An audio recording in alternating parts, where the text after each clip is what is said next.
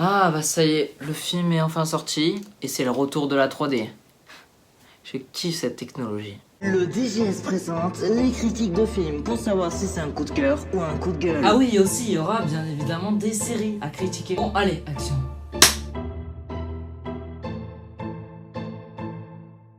Yo tout le monde, c'est déjà, j'espère que vous allez bien. Alors aujourd'hui les amis, on se retrouve pour une toute nouvelle critique. Et cette fois nous allons parler du plus grand film attendu de 2022. Je veux bien sûr parler de Avatar 2. Avatar, la voix de l'eau. Oui les amis, ça fait depuis longtemps mais vraiment qu'on n'a pas eu de nouveau Avatar. Parce que oui, le premier film il est sorti en 2009 et il est toujours aussi beau. Franchement j'ai jamais vu un film aussi incroyable avec un univers aussi fluide. Vraiment c'est tellement fou, tellement bien fait, c'est vraiment une claque visuelle. Et là le 2, ça y est, il est sorti. Alors bien sûr je ne l'ai pas vu le jour de sa sortie. À l'heure où je tourne cette vidéo, je l'ai vu hier. Et bien évidemment je l'ai vu en 3D et c'était une expérience folle. Parce que un film en 3D, figurez-vous que la 3D, ça coûtait quand même cher. Et c'est vrai qu'en général, plus personne ne sert de la 3D parce que quand on va voir certains films, c'est pas très beau. Enfin, parce que les derniers films, je me souviens que j'ai été allé voir en 3D. Je me souviens de Jurassic World 3. Et j'ai d'ailleurs posté une critique sur ma chaîne, si vous voulez, vous pouvez la voir. Mais quand j'ai vu le film en 3D, franchement, c'était pas oufissime.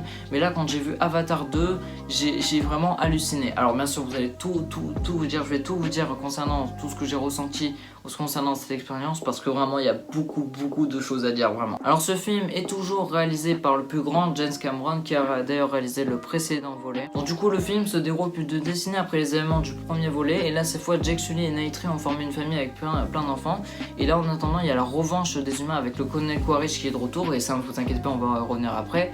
Mais du coup il menace justement de détruire toujours les navires, mais Jack n'a pas le choix que du coup d'aller dans une autre île où il va rencontrer des nouveaux navires bleu clair je crois, qui plongent dans l'eau. Donc c'est ça le scénario. Alors quand les gens ont été voir justement le deuxième volet, parce que oui comme je vous l'ai dit il y a beaucoup de gens qui sont allés voir Avatar 2, et j'ai entendu beaucoup de gens dire que justement ils étaient déçus du scénario. C'est juste ça.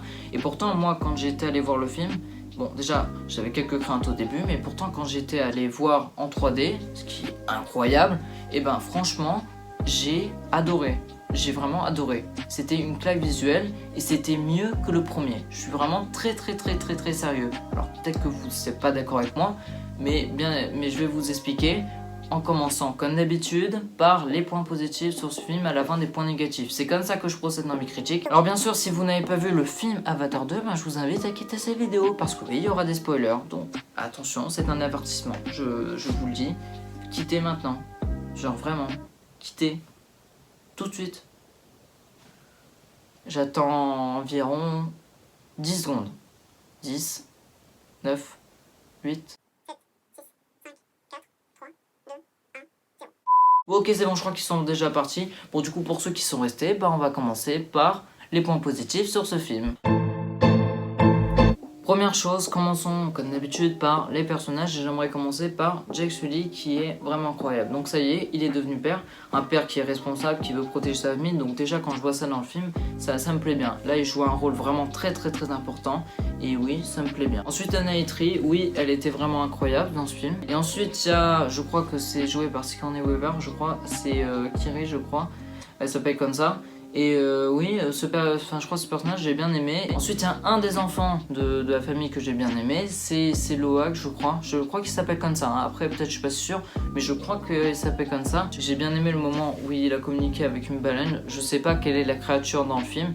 Bon après dites-le moi dans les commentaires si vous le savez parce que moi je connais pas trop l'univers de James Cameron. Alors oui, je suis très fan bien sûr de cet univers, Pandora, tout ça, un truc un peu nature, mais en vrai je connais pas certaines choses sur James Cameron. Il y a beaucoup de choses que j'ai ratées et c'est pour ça que je pense que je vais peut-être le revoir une deuxième fois ce film. Ensuite il y a le colonel Quaritch qui est de retour et qui est toujours aussi violent, toujours aussi méchant comme dans le premier film. Il a le même caractère donc oui ça me plaît. Deuxième chose, parlons des effets visuels, effets sociaux, enfin bref tout ce que vous voulez. J'aimerais déjà parler d'un effet qui m'a vraiment plu, c'était l'effet où on était sous l'eau. Alors j'ai adoré ce moment, quand les navires ils arrivent sous l'eau, quand toute la famille est sous l'eau, et ce moment m'a vraiment beaucoup plu. Je pense que c'est l'un des moments qui m'a le plus marqué, et j'étais là dans mon siège, quand j'étais en train de regarder, j'admirais comme ça, j'avais les lunettes 3D, et j'ai kiffé, je les ai pas enlevées une seule fois de la séance. Alors peut-être au début parce que j'avais peut-être un peu de mal, j'ai remarqué qu'il y avait un peu d'ombre, et je me suis dit ça va, c'est normal, c'est des lunettes 3D quoi. Enfin bref, qu'est-ce que je voulais que je vous dise de plus? C'est vraiment magnifique. Au départ, je pensais que ça allait être juste une petite séquence de rien du tout, mais non, en fait, on continue l'aventure sous l'eau. Et c'est ça qui est incroyable. C'est vraiment fou. Je n'arrive pas à y croire que le deuxième Avatar, pardon, et allait se passer sous l'eau. Si un jour on m'avait dit ça, j'aurais pas cru. Et pourtant, c'est qu'ils ont réussi à le faire. Et franchement, c'est un pari qui est plutôt réussi. Ensuite, on va parler d'un effet qui m'a beaucoup plu. En gros, c'est un moment où on est à l'intérieur d'une baleine et à l'intérieur, c'est lumineux. C'est vraiment très beau. Je sais pas si vous vous en souvenez de ce moment, mais il est incroyable. En tout cas, dites-moi dans les commentaires si vous, ça vous a plu. Troisième chose, les scènes d'action sont incroyables et il y a une scène en tout cas que j'ai vraiment adoré, qui m'a marqué, c'est surtout au moment où il y a le combat final et oui c'est très épique. Alors ça peut sembler un peu trop long mais en vrai c'est plutôt génial, c'est plutôt beau, c'est réaliste. Par contre oui, à la fin ça m'a semblé un peu long, je commençais un peu à en avoir marre, mais sinon voilà, on passe un très très bon moment là-dessus, c'est vraiment du plaisir. Quatrième chose, il y a un moment qui m'a ému, c'est surtout la mort d'un des fils. Alors je sais plus comment il s'appelle, va falloir que je revoie encore le film au cinéma, mais en tout cas ça m'a vraiment ultra touché. Je crois que c'est au moment où il y a le combat final, comme je vous l'ai dit tout à l'heure. Et après voilà, moi je ne m'attendais pas du tout. Après, dites-moi dans les commentaires vous ce que vous en avez pensé de ce moment-là. Moi, j'étais pas bien à ce moment-là, ça m'a pas vraiment fait plaisir du tout. Cinquième chose, parlons bien sûr des musiques qui sont incroyables. Alors je sais que ce sont celles du premier volet, mais en vrai ça m'a pas trop dérangé. Donc je peux comprendre que certains soient déçus. Peut-être ça aurait été un peu bien de faire une nouvelle OST, mais en vrai c'est pas la peine. Après peut-être qu'ils ont oublié, peut-être qu'ils voulaient pas trop faire, peut-être pour eux c'était inutile, après je sais pas. Mais en tout cas, ce n'est pas dérangeant, c'est hyper bien. Je me souviens, j'avais les frissons 2 ou 3 fois je crois à certaines séquences qui étaient vraiment incroyables. Et il y avait la musique épique qui arrivait et ça m'a fait grave plaisir. Enfin voilà, c'est tous les points positifs que j'ai réunis concernant Avatar 2. Et ben du coup maintenant, on va passer aux points négatifs. Donc première chose, le retour du colonel Quaritch me semble un peu trop facile. Alors déjà je tiens à vous rappeler que dans le premier film, il meurt et il revient dans le 2. Donc c'est à dire qu'en gros, ils ont sauvegardé les données d'Aden justement pour qu'ils se souviennent. Parce qu'il connaît Jack Sully, il sait qu'il a été dans la tribu des Na'vi. Et du coup ils ont créé un avatar et du coup c'est pour ça qu'il est réincarné en Na'vi.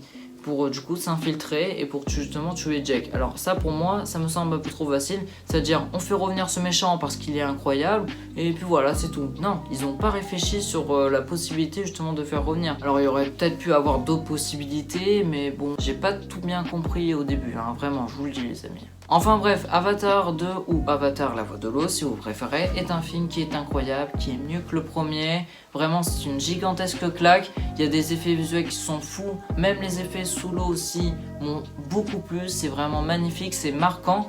Et franchement je m'attendais à ce que je sois déçu et au final vraiment toutes ces craintes que j'avais au début, elles se sont évaporées. Donc finalement j'avais pas eu peur de ce film. J'espère que le troisième volet va être incroyable parce que j'aimerais savoir où est-ce qu'on va voyager cette fois. Parce que dans le premier on a été à Pandora, dans le deuxième on a voyagé dans une justement où on pouvait plonger dans l'eau. Et là cette fois dans le troisième volet, où est-ce qu'on va voyager? Quel sera cet endroit? Et que va-t-il se passer à la famille justement de Jack Sully? Alors ça les amis, ce sera à vous de me le dire dans les commentaires parce que moi j'ai pas vraiment une idée de ce qui pourrait se passer. Peut-être qu'on aura un truc encore meilleur. Du coup voilà les amis, c'est déjà la fin de cette vidéo. J'espère qu'elle vous aura plu. N'hésitez pas comme d'habitude à vous abonner à la chaîne, à activer la cloche si ce n'est pas déjà fait. Aussi le petit pouce bleu, ça fait vraiment extrêmement plaisir. Abonnez-vous aussi à ma chaîne secondaire. N'hésitez pas à me rejoindre sur Twitter, Instagram et TikTok. Je vous rappelle que le lien est dans la description. Et puis quant à moi, je vous retrouve pour de toutes nouvelles vidéos. C'était DGS. Ciao!